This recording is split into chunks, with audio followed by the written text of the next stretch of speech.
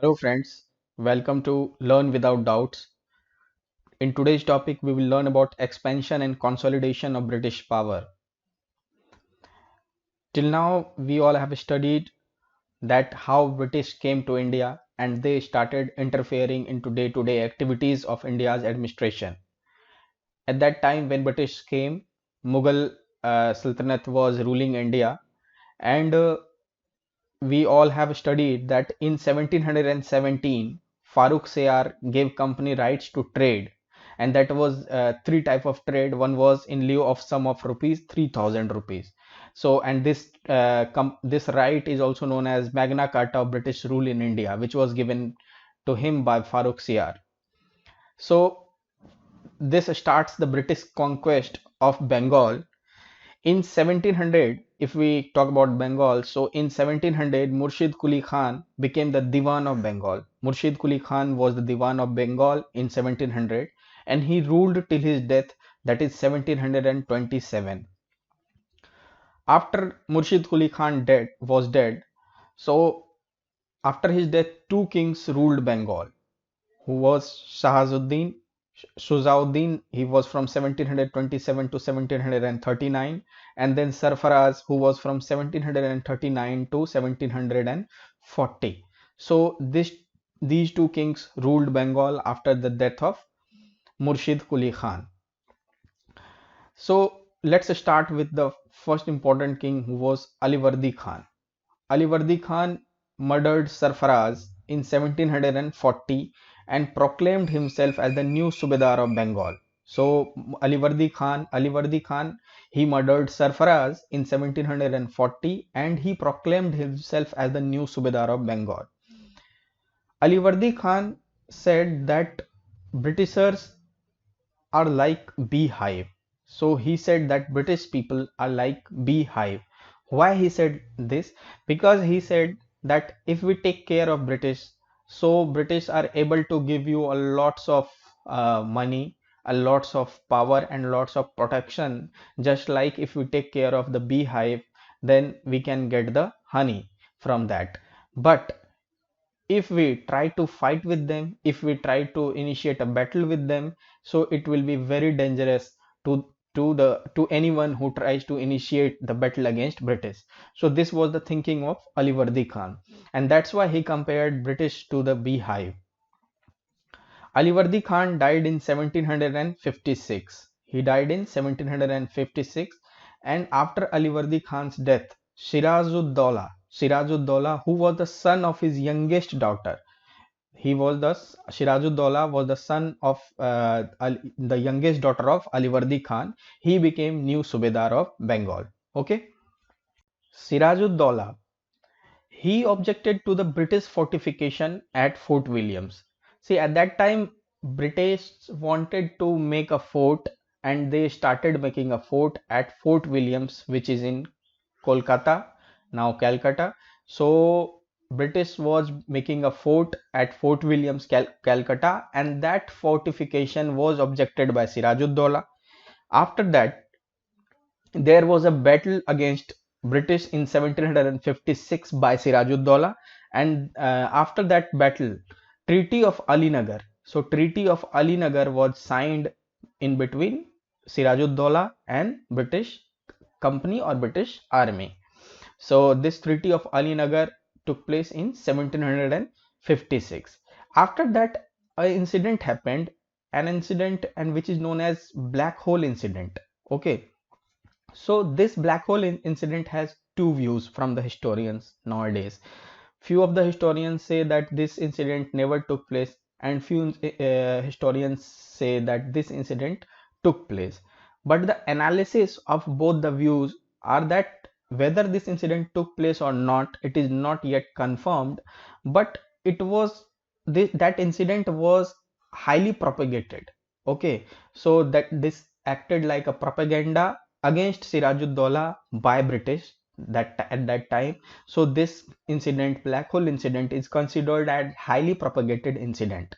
And what British stated about this incident, that Sirajud-Dowla imprisoned 146 English persons in a very tiny room, in which 123 suffocated of death. Okay, so this was stated by British, and this was used as a propagation agenda against Sirajuddaulah by British. So that is why many historians reject this incident. They said that Sirajuddaulah did something. He won the war against British, but he never did something like this, that he imprisoned 146 English persons in a tiny room and where 123 suffocated. Okay, so that's why some historians reject this incident, but few of the historians support also this theory. Let us learn about a very important aspect of Indian history, or a very important incident which took place. That was Battle of Plassey. So Battle of Plassey, it took place on 23rd June 1757. So in this battle, what happened, that Robert Clive, who was an English commander, so he forged a secret alliance with the traitors of Nawab. Nawab was Shirazuddaulah. So he forged a secret alliance with the traitors of Shirazuddaulah, and those traitors were Mir Jafar, who was a commander, then commander of Nawab, and then Rai Durlab, then Jagat Seth was a banker, or you may say a very wealthy person, and then Omi Chand. So these four persons, they forged a secret alliance with Robert Clive against Sirajuddaulah, and that is how Battle of Plassey took place on 23rd June 1757, and Sirajuddaulah was captured and he was murdered in this battle. And this Battle of Plassey, it is regarded as the starting point of the British rule in India. That is why it is so important to remember that Battle of Plassey is considered as a starting point of the British rule in India. And after this battle, Mir Jafar was made the new Nawab by British, because Mir Jafar helped British. So in return, in lieu of that, Mir Jafar was made the new Nawab of Bengal. But it did not take long that Mir Jafar became annoyed with the increasing interference of the British in his day-to-day activity, in his day-to-day administration decisions. That is how once Mir Jafar was made Nawab, he became annoyed with the increasing interference of the English forces. Okay, and he conspired with the Dutch. As you all know, we all have studied in the first topic that Anglo-Dutch rivalry was there in India, and that rivalry was because of the trade interference. And Mir Jafar, he took benefit of that particular situation, that Anglo-Dutch rivalry, and he conspired with Dutch against British, and that is how Battle of Chinsura, which took place on 25th November 1759, and in which this Battle of Chinsura was in between Dutch and British forces, and Mir Jafar, he was from the Dutch forces side. But this Battle of Chinsura, so Dutch lost badly in this, and Mir Jafar also lost, and he ran away. And after that, Mir Qasim, who was son-in-law of Mir Jafar, he he wanted to be in the good books of British, so he signed a treaty which favored the company in 1760. Okay, so Mir Qasim, who was the son-in-law of Mir Jafar, he wanted to become he wanted to remain in the good books of British Army. That is how he signed on a treaty which favored company in 1760.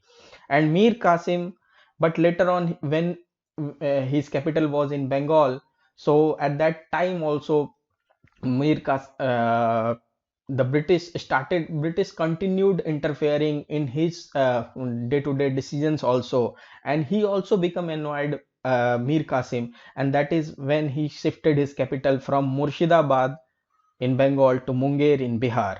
So Mir Qasim shifted the capital from Murshidabad in Bengal to Munger in Bihar. Okay,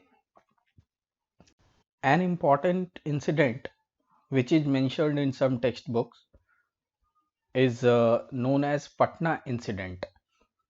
This Patna incident happened after Mir Qasim, the Subedar of Bengal. He transferred his capital from Murshidabad in Bengal to Munger in Bihar, and after that he had a stronghold in the parts of areas of Bihar. So at that time, there was one British officer who was the in charge of the revenue accounts of Bihar. On the instruction of the British East India Company, he was not sending the reports of revenue to Mir Qasim. So this revenue accounts of Bihar, it was not being submitted to Mir Qasim. When Mir Qasim objected to it, the fight broke in between British East India Company and Mir Qasim. And after that, what happened that Mir Qasim, he went to Patna and he killed Ellis. Ellis was the officer, he was the British officer who was in charge of the revenue accounts. Once Ellis was killed, war started in between Mir Qasim and British in 1763. This war, which started in between Mir Qasim and British in 1763, in that war English gained victory and Mir Qasim fled to Awadh, and that time it was known as Audh in UP, now present day in UP. So Mir Qasim fled to Awadh after that war, after losing in that war, and he met there in Awadh with Nawab of Awadh, who was then Shawaz-ud-Dawla and Mughal Emperor Shah Alam II. This Nawab of Awadh, Shawaz-ud-Dawla and Mughal Emperor Shah Alam II, they helped Mir Qasim. Okay, so these three helped Mir Qasim, and till then what happened that Mir Jafar, who fled earlier, he came back and he again came into the good books of British. Okay, and that is how company reinstated Mir Jafar again as a Bengal Nawab. So Mir Jafar was reinstated again by company as a Bengal Nawab. A very important incident in the Indian history was Battle of Buxar, which took place on 22nd of October 1764. In this battle, Mir Qasim, Shuja'ud-Dawla and Shah Alam II, they fought against the British and British army, which was led by the Hector Munro commander. So the British army won this battle, and Mir Qasim, Shuja'ud-Dawla and Shah Alam II, they lost badly after this battle. And why this battle was important? Because British army proved their power through this war, and they sent a strong message to all the kings of different parts of the country that whosoever try to fight with British, they'll have to go through this fate. So this is why Battle of Buxar was very important, and it took place on 22nd of October 1764. Now few of the treaties which happened after Battle of Buxar. So first one we will learn about Treaty of Allahabad. Treaty of Allahabad, it took place on August 1765, and there were two important treaties which were done under Treaty of Allahabad. So this treaty was done by Robert Clive with Shah Alam II and the Nawab of Awadh. So Shah Alam II, Robert Clive did two treaties under Treaty of Allahabad, first treaty and second treaty. So Robert Clive did it with Shah Alam II, the Mughal king, and the Nawab of Awadh. Okay, so the first treaty, which happened on 12th of August 1765, this treaty was with the Mughal king, who was Shah Alam II. So 12th August 1765 with Mughal king Shah Alam II, and in this treaty, through this treaty, Diwani of Bengal, Bihar and Orissa were given to British East India Company. And see how British took the strong hold now in the Indian history, and how they started interfering into the administration, how they took direct control of different parts of the India to prove their strong presence in different parts of the country. So this is how Diwani of Bengal, Bihar and Orissa were given after this first treaty to British East India Company. And the second treaty, which took place on 16th of August 1765, this was with Awadh Nawab. So in this he had to pay 50 50 lakh rupees as a fine to the company.